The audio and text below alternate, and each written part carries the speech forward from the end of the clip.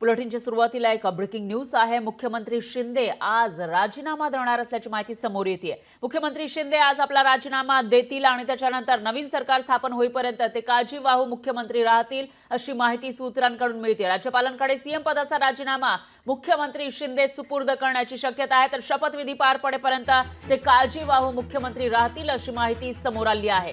तर आताची सगळ्यात मोठी आणि महत्त्वाची बातमी म्हणावी लागेल, 23 तारखेला निकाल लागलेला आहे आणि त्याच्यामध्ये विधानसभेत सर्वात जास्त जागा मिळवत प्रचंड बहुमत मिळवत महायुतीचं सरकार स्थापन होणार आहे। मात्र महायुतीचा मुख्यमंत्री नेमका कोण याविषयी उत्सुकता असतानाच त्याविषयी चर्चा सुरू असताना दुसरीकडे जे मुख्यमंत्री शिंदे आहे सध्याचे, ते आज आपला राजीनामा सुपूर्द करणार असल्याची माहिती समोर येते आणि त्याचबरोबर ते काळजीवाहू मुख्यमंत्री असतील, नवीन मुख्यमंत्री शपथ घेईपर्यंत अशी माहिती सुद्धा समोर आली आहे। त्याच्यामुळे आता पुढे नेमकं काय काय होणार ते बघावं लागणार आहे।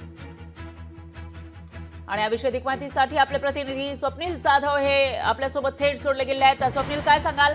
एकीकडे महायुतीचा अजून मुख्यमंत्री पदाचा चेहरा आपल्याला असं म्हणता येईल की त्याविषयीचा निर्णय झालेला नाहीये, शिक्कामोर्तब झालेला नाहीये, तर दुसरीकडे मात्र जे सध्याचे मुख्यमंत्री आहेत शिंदे ते राजीनामा देणार असल्याचं कळतंय।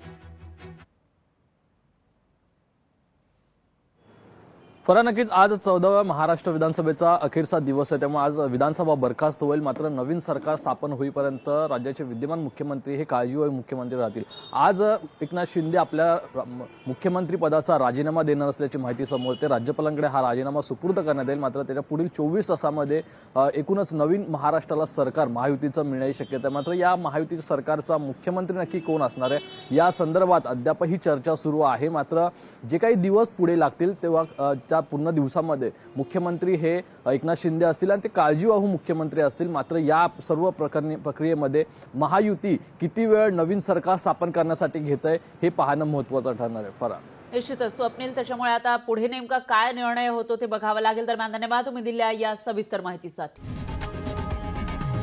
लोकशाही मराठी ऐका, पहा, जागरूक रहा।